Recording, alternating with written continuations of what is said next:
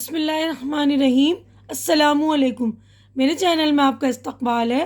آج کی یہ ویڈیو 10ویں کلاس کی کتاب جان پہچان کا چیپٹر نمبر 21 سبق نمبر 21 کارتوس۔ تو کارتوس جو ایک بہادر جانباز سپاہی کی کہانی ہے، تو اس کو ہم آج ریڈنگ کرتے ہیں اور اس کی میں ریڈنگ کر کے ایکسپلین بھی کر دوں گی۔ تو یہ ڈرامے کی شکل میں یہ کہانی تو میں پڑھ دوں گی اور اس کو سمجھا بھی دوں گی، ٹھیک ہے نا۔ تو ڈرامے کے کردار یعنی کیریکٹر، یعنی یہ جو ڈرامہ ہے اس میں کون کون سے کردار ہے، کون کون سے کیریکٹر ہے۔ تو پہلا ہے کرنل، لیفٹیننٹ، سپاہی سوار۔ زمانہ ہے 1799 کا، وقت رات کا وقت ہے اور جگہ ہے گورکھپور کے جنگلوں میں۔ کرنل کونز کے خیمے کا اندرونی حصہ، خیمہ ٹینٹ کو بولتے ہیں نا، تو اس کا اندرونی حصہ اور دو انگریز بیٹھے باتیں کر رہے ہیں۔ کرنل کونز اور ایک لیفٹیننٹ خیمے کے باہر چاندنی چھٹکی ہوئی ہے، اندر لیمپ جل رہا ہے۔ تو دیکھیے، ڈرامہ پڑھنے سے پہلے ہم جو ڈرامے کے لکھنے والے رائٹر ہیں حبیب تنویر، ان کا تعارف پڑھیں گے، یعنی ان کا انٹروڈکشن ہم دیکھتے ہیں۔ سن 1923 میں وہ پیدا ہوئے اور 2009 میں ان کا انتقال ہوا۔ حبیب تنویر کا اصل نام حبیب احمد خان اور تنویر تخلص ہے۔ تخلص یعنی لکھنے والے جو اپنے لیے لگا لیتے ہیں اس کو بولتے ہیں تخلص، تو انہوں نے اپنا تخلص تنویر رکھا ہے۔ ادبی اور ثقافتی دنیا میں وہ حبیب تنویر کے نام سے جانے جاتے تھے۔ ناگپور یونیورسٹی سے BA کرنے کے بعد وہ آل انڈیا ریڈیو میں ملازم ہو گئے۔ ابتدا میں انہوں نے فلمی گیت اور مکالمے لکھے، پھر قدسیہ زیدی کے ہندوستانی تھیٹر میں شامل ہو گئے۔ لندن اور جرمنی میں ڈرامے کی تکنیک پر مہارت حاصل کی۔ انہوں نے بہت سے اردو ڈرامے لکھے ہیں جنہیں بہت سے مشرقی اور مغربی ملکوں میں اسٹیج کیا گیا ہے، یعنی اسٹیج پر وہ ڈرامے تیار کیے گئے۔ ڈرامے اسٹیج کا ہی فن ہوتا ہے، اسٹیج پر اس کو بنایا جاتا ہے، یعنی اسٹیج پر اس کو دکھایا جاتا ہے۔ ان میں 7 پیسے، چرانداز چور، ہرما کی کہانی، آگرہ بازار، شاہجہاں پور کی شانتی بائی، مٹی کی گاڑی اور میرے بعد بہت مشہور ہوئے ہیں۔ ان کا ایک بڑا کارنامہ یہ بھی ہے کہ انہوں نے اپنے ڈراموں کے ذریعے چھتیس گڑھ کے لوک کلاکاروں کو قومی سطح پر روشناس کرایا۔ روشناس یعنی ان کو پہچان دلائی۔ حبیب تنویر کو قومی اور بین الاقوامی سطح کے کئی اعزازات سے نوازا گیا۔ قومی یعنی ہمارے ہندوستان کے، اور بین الاقوامی یعنی انٹرنیشنلی دنیا کے دوسرے ممالک کے بھی کئی اعزازات یعنی کئی انعام دیے گئے۔ حکومت فرانس نے ان کی اپنی سوانح حیات لکھنے کے لیے اسکالرشپ دینے کا اعلان کیا ہے۔ اپنی زندگی کے آخری ایام تک وہ اسے قلم بند کرنے میں مصروف تھے۔ سوانح حیات یعنی اپنی زندگی کے بارے میں وہ لکھ رہے تھے، تو اس کے لیے جو ہے فرانس کی حکومت نے انہیں اسکالرشپ دینے کا اعلان کیا تھا۔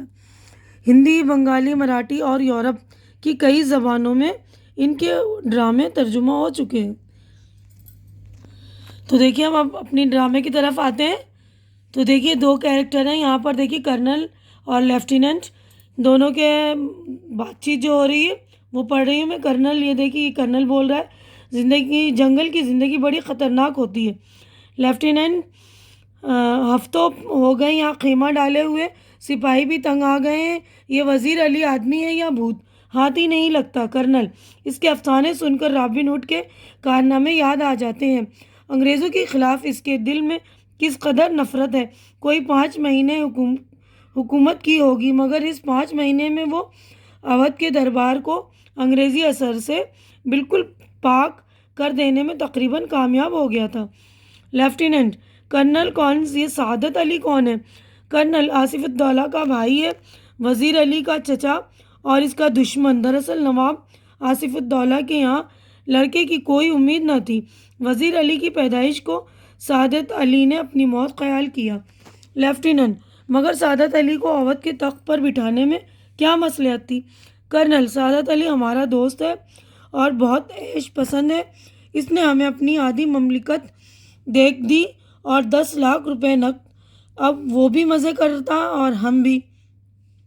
لیفٹیننٹ، سنا ہے یہ وزیر علی افغانستان کے بادشاہ شاہ زماں کو ہندوستان پر حملہ کرنے کی دعوت دے رہا ہے۔ کرنل، افغانستان کو حملے کی دعوت سب سے پہلے اصل میں ٹیپو سلطان نے دی، پھر وزیر علی نے بھی اسے دلی بلایا اور شمش الدولہ نے بھی۔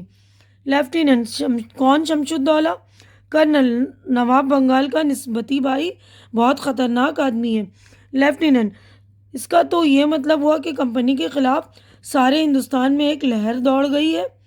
کرنل، جی ہاں، اگر یہ کامیاب ہو گئے تو بکسر اور پلاسی کے کارنامے دھرے رہ جائیں گے، اور کمپنی جو ساکھ لارڈ کلائیو کے ہاتھوں حاصل کر چکی ہے، لارڈ ویلزلی کے ہاتھوں وہ سب کچھ کھو بیٹھے گی۔ لیفٹیننٹ، وزیر علی کی آزادی بہت خطرناک ہے، ہمیں کسی نہ کسی طرح اس شخص کو گرفتار کر ہی لینا چاہیے۔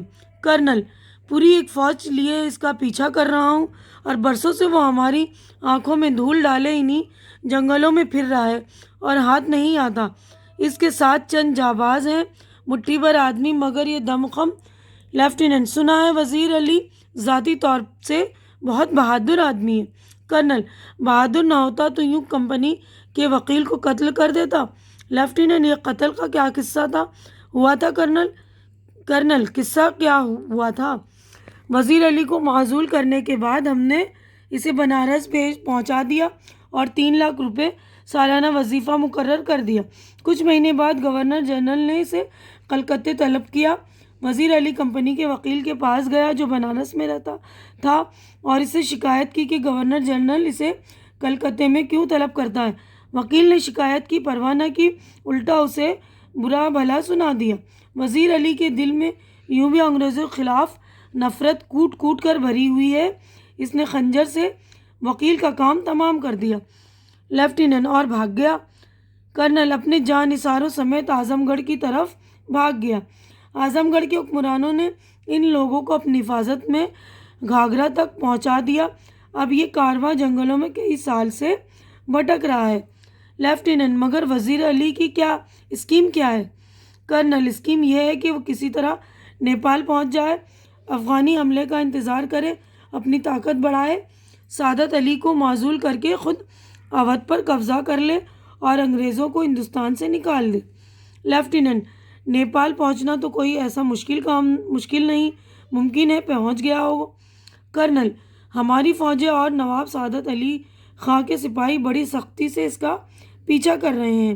ہمیں اچھی طرح معلوم ہے کہ وہ انہی جنگلوں میں ہے۔ ایک گورا سپاہی تیزی سے داخل ہوتا ہے۔ گورا سپاہی، سر۔ کرنل، اٹھ کر، کیا بات ہے؟ گورا سپاہی، دور سے گرد اٹھتی دکھائی دے رہی ہے۔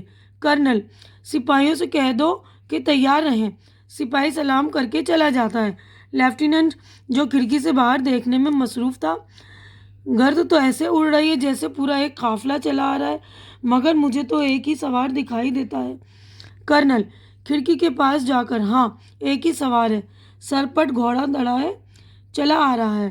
لیفٹیننٹ، اور سیدھا ہماری طرف ہی آتا معلوم ہوتا ہے۔ کرنل تالی بجا کر سپاہی کو بلاتا ہے۔ کرنل، سپاہیوں سے کہو اس سوار پر نظر رکھیں کہ یہ کس طرف جا رہا ہے۔ سپاہی سلام کر کے چلا جاتا ہے۔ لیفٹیننٹ، شبہ کی کوئی گنجائش نہیں، تیزی سے اسی طرف آ رہا ہے۔ شبہ یعنی شک کی کوئی گنجائش نہیں۔ ٹاپوں کی آواز بہت قریب آ کر رک جاتی ہے۔ سوار، باہر سے، مجھے کرنل سے ملنا ہے۔ گورا سپاہی چلا کر، بہت اچھا۔ سوار، بھائی آہستہ بولو۔ گورا سپاہی، اندر جا کر، حضور، سوار آپ سے ملنا چاہتا ہے۔ کرنل، بھیج دو۔ لیفٹیننٹ، وزیر علی کا ہی کوئی آدمی ہوگا، ہم سے مل کر اسے گرفتار کروانا چاہتا ہوگا۔ کرنل، خاموش۔ سوار سپاہی کے ساتھ اندر آتا ہے۔ سوار آتے ہی پکار اٹھتا ہے، تنہائی تنہائی، یعنی کہ جو بیٹھے ہوئے ان لوگوں کو کہتا ہے کہ ہٹ جاؤ، ہے نا۔ کرنل، یہاں کوئی غیر آدمی نہیں ہے، آپ راز دل کہہ دیں۔ دیوار ہم گوش دارد، تنہائی، یعنی سوار جو کہتا ہے کہ دیواروں کے بھی کان ہوتے ہیں، اس لیے مجھے تنہائی چاہیے، اکیلا پن چاہیے۔ کرنل لیفٹیننٹ اور سپاہی کو اشارہ کرتا ہے، دونوں باہر چلے جاتے ہیں۔ جب کرنل اور سوار خیمے میں تنہا رہ جاتے ہیں تو ذرا وقفے کے بعد سوار چاروں طرف دیکھ کر کہتا ہے، سوار، آپ نے اس مقام پر کیوں خیمہ ڈالا ہے؟ کرنل، کمپنی کا حکم ہے کہ وزیر علی کو گرفتار کیا جائے۔ سوار لیکن اتنا لاؤ لشکر کیا مانی؟ کرنل گرفتاری میں مدد دینے کے لیے۔ سوار وزیر علی کی گرفتاری بہت مشکل۔ سوار لیکن اتنا لاؤ لشکر کیا مانی؟ کرنل گرفتاری میں مدد دینے کے لیے۔ سوار وزیر علی کی گرفتاری بہت مشکل ہے صاحب۔ کرنل کیوں؟ سوار وہ ایک جانباز سپاہی ہے۔ کرنل میں نے بھی سن رکھا ہے، آپ کیا چاہتے ہیں؟ سوار چند کارتوس۔ کرنل کس لیے؟ سوار وزیر علی کو گرفتار کرنے کے لیے۔ کرنل واہ، یہ لو 10 کارتوس۔ سوار مسکراتے ہوئے شکریہ۔ کرنل آپ کا نام؟ سوار وزیر علی، آپ نے مجھے کارتوس دیے ہیں اس لیے آپ کی جاں بخشی کرتا ہوں۔ یہ کہہ کر باہر نکل جاتا ہے۔ ٹاپوں کا شور سنائی دیتا ہے۔ کرنل سناٹے میں ہکا بکا کھڑا ہے۔ لیفٹیننٹ اندر آ جاتا ہے۔ لیفٹیننٹ کون تھا؟ کرنل دبی زبان میں، اپنے آپ سے ایک جانباز سپاہی، یعنی وہ وزیر علی خود ہی آ کر اس سے کارتوس لے کر جاتا ہے نا۔ تو یہ بہت جانباز سپاہی کی کہانی ہے، وزیر علی نام ہے اس کا۔ تو یہیں پر جو ہے پردہ گر جاتا ہے، یہیں پر ہمارا جو ہے چیپٹر بھی ہو گئی مکمل۔ لکھنے والے رائٹر جو حبیب تنویر۔ تو ہم اپنی ویڈیو بھی یہیں پر ہم مکمل کرتے ہیں۔ تو امید کرتی ہوں کہ میری ویڈیو آپ کو اچھی لگ رہی ہوگی۔ اچھی لگ رہی تو اسے لائک کیجیے، شیئر کیجیے جو ضرورت مند بچے ان کے درمیان، اور میرا چینل سبسکرائب کر کے میری حوصلہ افزائی کیجیے۔ اللہ حافظ۔